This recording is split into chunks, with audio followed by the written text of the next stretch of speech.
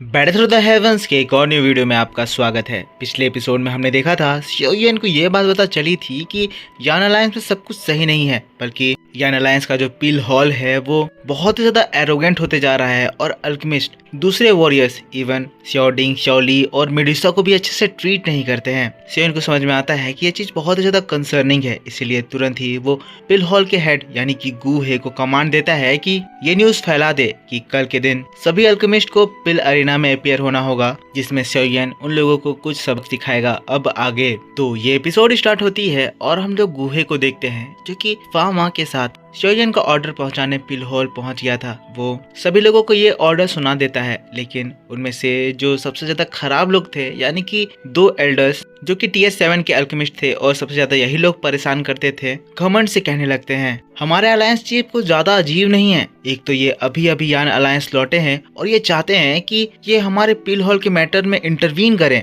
अगर हमारा पिल हॉल इस यान अलायंस में ना होता तो क्या यान अलायंस इतने सारे अचीवमेंट हासिल कर पाता? काइलिन जो शियोयन को ये सारी बातें बता रही थी, ये सब वही सारी बातें कह रहे हैं, मतलब बात सच है। ये अल्केमिस्ट का नाम लियू चैंग था और इसका चमचा तुरंत ही बोल पड़ता है, हाँ ग्रैंड मास्टर लियू चैंग बिल्कुल सही कह रहे हैं। गुहे भी इन लोगों से ज्यादा बहस नहीं करता है, उसे समझ में आ रहा है कि यहाँ पर क्या हो रहा है और वो भी इन लोगों से अब बिल्कुल परेशान हो चुका है। लेकिन फिर ये चीज देखकर वो एल्डर तो और कहने लगता है, होल चीफ गू आपको इस बारे में अलायंस चीफ से बात करनी चाहिए। क्या वो हम लोगों को मामूली समझ रहे हैं? हमारा पिल हॉल दूसरे हॉल की तरह नहीं है। इवन डिप्यूटी अलायंस चीफ यानी कि क्वीन मेडुसा भी आज तक हमारे पिल हॉल के मैटर में इंटरवीन नहीं करी, जिसके बदले में हमने अलाउ करा कि पिल हॉल यान अलायंस का सपोर्टिंग पिलर बनेगा। भले ही इस बार अलायंस चीफ आकर हम लोगों की जान बचाएं, इसके लिए हम लोग ग्रेटफुल हैं, पर अगर वो सच में चाहते हैं कि इस तरह आकर हमारे पिल हॉल के मैटर में वो इंटरवीन करेंगे तो मैं कह देता हूँ केओस होगा। गुहे भी ये बात सुनकर शॉक्ड था।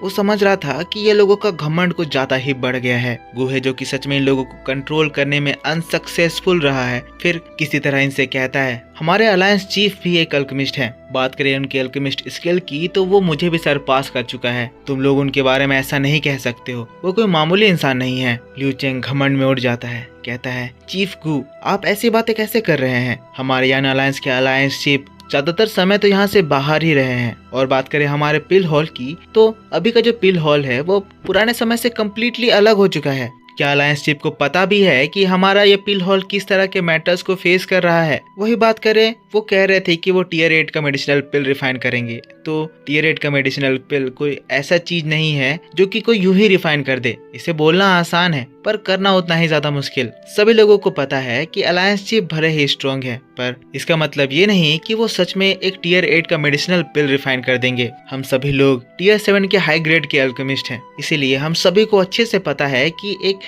टियर 8 का अल्केमिस्ट गुरु बनना कितना ज्यादा डिफिकल्ट होता है। हमारा अलायंस चीफ तो अभी काफी ज्यादा छोटे हैं, वैसे ही बात बात में टियर 8 के पिल को रिफाइन करने की बात बोल दिए होंगे, पर मुझे नहीं लगता कि वो सच में ऐसा कर भी पाएंगे। उनका टियर 8 अल्केमिस्ट गुरु में ब्रेक थ्रू करना बिल्कुल ही इम्पॉसिबल लगता है। गुहे ये सारी बातें सुनकर थोड़ा सा गुस्सा आ गया था, कहने लगता है चाहे अलायंस चीफ टियर 8 का पिल रिफाइन कर पाएंगे या नहीं कर पाएंगे ये तुम्हारी प्रॉब्लम नहीं है, पर तुम सभी लोगों को ये बात ध्यान रखना है कि कल तुम लोगों को सही टाइम पे वहां पहुंच जाना है। प्लीज बातों को बिगाड़ना मत। जब तक तुम गिल्टी ना हो या फिर कुछ गलत नहीं करे हो तो अलायंस चीफ तुम्हारा कुछ भी नहीं करेंगे। गुहे की बात को सुनकर ये जो एल्डर्स लोग हैं वो भाव खाते हुए वहां से निकल जाते हैं। गुहे को ये लोग इसलिए जवाब नहीं देते हैं क्योंकि इन दोनों के मेडिसिनल स्किल कॉम्बाइन करने के बावजूद भी ये गुहे के मेडिसिनल स्किल्स की कंपेरेबल नहीं है, इस वजह से इन्हें गुहे की बात माननी ही पड़ेगी। इनके जाने के बाद गुहे फामा जो कि सेकंड अल्केमिस्ट चीफ है उससे कहता है ओल्ड ब्रदर फामा आप इस मैटर को कैसे देखते हैं? फामा भी जो कि सारी बातें सुन रहा था वो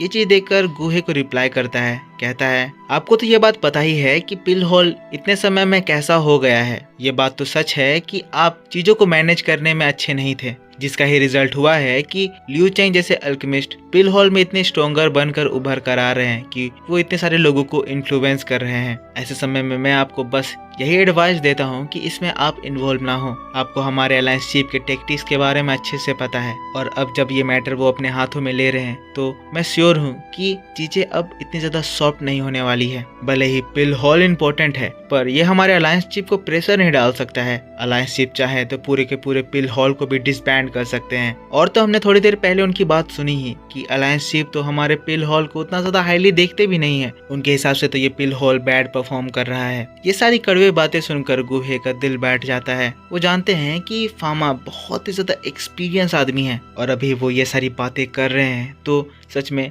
अब एक बड़ी मुसीबत आने वाली है। गुहे का चेहरा पूरा उतर जाता है। वो घबरा रहा था। फामा फिर से कहते हैं अब समय आ गया है कि अब पिल हॉल के अंदर ड्रास्टिक चेंज आए। जैसा हमारे अलायंस चीफ का कैरेक्टर है वो ऐसे ही आराम से बैठकर नहीं रहेंगे कि कभी भी इस तरह की चीजों को बढ़ने नहीं देंगे। गुहे भले ही आप चीजों को मैनेज करने में सही नहीं थे पर आप जो सीरियस मैटर यहाँ पर हुए थे जैसे कि चोरी वगैरह उसमें आप इन्वॉल्व नहीं है। इसी वजह से आपको कल ज्यादा प्रॉब्लम नहीं होनी चाहिए। बाकी अब शांति से हम लोगों को वेट करना होगा। कल देखेंगे कि कौन से पीपल अलायंस चीफ के हाथों अनलकी साबित होते हैं। यहाँ पे बहुत ज्यादा सीरियस बातें चली लेकिन फिर सीन शिफ्ट हो जाता है और उन लोगों को अगले दिन को दिखाया जाता है। पिल हॉल एरिया बहुत ही ज्यादा लाइवली था। जितने अल्केमिस्ट जिनको ऑर्डर मिला था वो सभी सुबह जल्दी उठ गए और फिर ऑर्डर के मुताबिक पिल हॉल के रिफाइनिंग ग्राउंड में आकर बैठ गए। पिल हॉल के हायर अथॉरिटी के लोग भी जैसे कि फामा और गुहे ये सब भी शोयन का वेट कर रहे थे पर अभी भी वो जो दो घमंडी अल्केमिस्ट थे लियू चैंग और उसका साथी वो लोग यहाँ पर नहीं आए थे। गुहे देखता है कि शोयन के आने का समय हो गया है तो वो गुस्साने लगता है। वो देख रहा है कि वो दोनों नहीं आए हैं। कहने लगता है अभी तक वो लोग यहाँ पर नहीं पहुंचे हैं। वो लोग सच में बहुत ही ज्यादा खराब हैं। और तभी एक बूम की आवाज आती है और सभी लोग तुरंत खड़े हो जाते हैं। आसमान में शोयन मेडुसा और उसके दोस्तों के साथ आ चुका था। सभी लोग एक साथ शोयन को ग्रीट करते हैं। शोयन भी ग्रीटिंग एक्सेप्ट करता है। सभी को बैठने को कहता है जिसके बाद शोयन नीचे आ जाता है और सभी को मुस्कुराते हुए कहता है आज के दिन मैं अपना मेडिसिनल कोल्ड्रोन आपके सामने निकालूंगा और एक टियर 8 का पिल रिफाइन करूंगा। मैं चाहता हूँ सभी लोग इस प्रोसेस को ऑब्जर्व करें। ये चीज जरूर ही आपको फ्यूचर में बेनिफिट करेगी। शोयन की बात को सुनकर सभी लोग एकदम शॉक्ड हो जाते हैं। भले ही उन्होंने ऑर्डर में ये बात पहले सुन रखी थी पर फिर भी एक टियर 8 के मेडिसिनल पिल को रिफाइन करना ये कोई मामूली बात नहीं है और ये चीज ये लोग पहली बार देखने वाले हैं। जिसके बाद शोयन रिफाइनिंग स्टेज में बैठता है और अपना मेडिसिनल कोल्ड्रोन जो कि बहुत हाई लेवल का था उसको बाहर निकालता है। अगले ही पल शोयन की स्टोरेज रिंग से थाउजेंड ऑफ मेडिसिनल इंग्रेडिएंट्स बाहर निकलते हैं जो कि पावरफुल एनर्जी से भरे हुए थे। पर तभी वो दो घमंडी अल्केमिस्ट लियू चैंग और गू जेन उस जगह पर रिपेयर होते हैं। बेशर्मी से हंसते हुए कहते हैं लगता है हमें आने में थोड़ी सी लेट हो गई। बेयरली हम लोग अलायंस चिप के रिफाइनिंग पिल को मिस करने वाले थे। शोयन भी ये चीज देखता है थोड़ा सा हंसता है। समझ जाता है कि यही वो दो लोग हैं जो कि इस जगह पर इतना ज्यादा आतंक मचा कर रखे हुए हैं। कहता है तो आप आ गए हैं तो प्लीज अपनी जगह ले लें। शोयन इतना शांति से ये चीज कहा कि लियू चैंग और वू जेन बहुत ही ज्यादा शॉक्ड हो गए। यहाँ पर वो शोयन को बेइज्जत करना चाहते थे। शोयन से लेट आकर वो शोयन की डिसरिस्पेक्ट करना चाहते थे। ये दिखा रहे थे कि यहाँ पर शोयन की नहीं चलने वाली है पर शोयन इतना आराम से रिप्लाई करा कि इन लोगों को ही अनइजीनेस फील होने लगा। ये दोनों एक दूसरे को देखते हुए फिर अपने सीट में बैठ जाते हैं। शोयन उन्हें घूर कर देख रहा था लेकिन फिर वो अपने उंगलियों को झटकता है और शोयन का स्ट्रेंज फ्लेम यानी कि फ्यूजन ऑफ 4 हेवनली फ्लेम बाहर निकलता है। शोयन कोल्ड्रोन को गर्म करने लगता है। तेज आवाजें आने लगती हैं। शोयन अपने स्पिरिचुअल एनर्जी रिलीज करता है और उन सारे मेडिसिनल इंग्रेडिएंट से अपनी रिफाइनिंग स्टार्ट करता है। जब ये लोग ये नजारा देखते हैं तो इन लोगों को समझ में आ जाता है कि यहाँ पर एक बहुत ही तगड़ी चीज हो रही है। इवन उनमें से एक जो घमंडी अल्केमिस्ट था यानी कि गू है वो भी इस रिफाइनिंग को देखकर कह पड़ता है कितनी ज्यादा डरावनी स्पिरिचुअल प्रेशर है। शोयन बड़े आराम से रिफाइनिंग कर रहा था। देखते ही देखते समय गुजरता जाता है। शोयन इस टियर 8 के मेडिसिनल पिल की रिफाइनिंग के हर एक फेजेस को बड़े आसानी से पार कर रहा था। बहुत सारे मेडिसिनल इंग्रेडिएंट्स बाहर निकाल रहा था और इनको यूज कर रहा था जिसको देखकर अल्केमिस्ट तंग रह गए थे क्योंकि शोयन जो ऐसा कर रहा है ये उनके लिए इम्पॉसिबल था। शोयन की स्पिरिचुअल एनर्जी की कंट्रोल इतनी ज्यादा स्ट्रॉन्ग थी कि अगर दूसरे लोग शोयन के जैसे सेम चीज को दोहराने की कोशिश करे तो बस शोयन जो यहाँ पर मेडिसिनल इंग्रेडिएंट्स बाहर निकाला है उन्हीं को कंट्रोल करने करने में उनकी सारी स्पिरिचुअल एनर्जी खत्म हो जाएगी। ऐसे ही दिन पे दिन बीतते हैं, 1 दिन 2 दिन और देखते देखते 8 दिन बीत जाता है। ये जो फर्स्ट स्टार्ट पिल है ये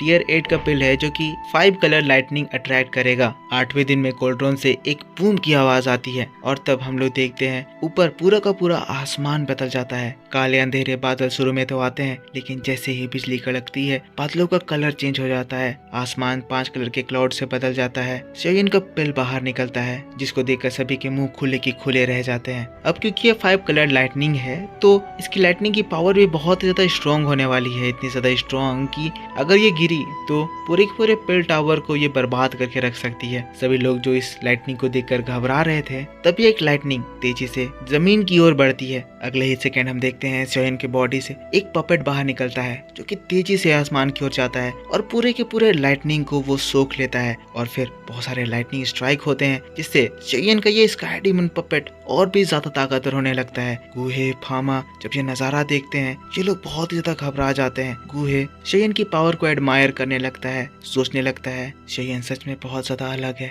कमाल का है। तभी यूनियन उसे इतना ज्यादा पसंद करती थी। बहुत ज्यादा लाइटनिंग स्ट्राइक्स उस जगह पर होने लगते हैं। पिल की एनर्जी और ज्यादा बढ़ती ही जा रही थी, उसमें सोल एंटर हो रहा था। पर इसी बात के साथ बैड थ्रू द हेवंस का ये वीडियो इस जगह पर खत्म हो जाता है। तो मेरे दोस्तों आप मुझको बताओ कि आपको ये नोबल एक्सप्लेनेशन पसंद आया होगा। अगर आपको ये वीडियो पसंद आया है तो इसके ऊपर एक लाइक जरूर कर देना। कमेंट करके बताना कि वीडियो कैसा लगा। ये नोबल एक्सप्लेनेशन है इसीलिए सीन्स मिसमैच हो सकते हैं तो आई होप आप काम चला लेंगे। जब रियल एपिसोड आएगी तो मैं आपको सारे सीन्स अच्छे से मैच करके दिखाऊंगा। तो मिलता हूँ मैं आपसे नेक्स्ट वीडियो को लेकर बहुत जल्द। तब तक के लिए take care, bye bye and thanks for watching.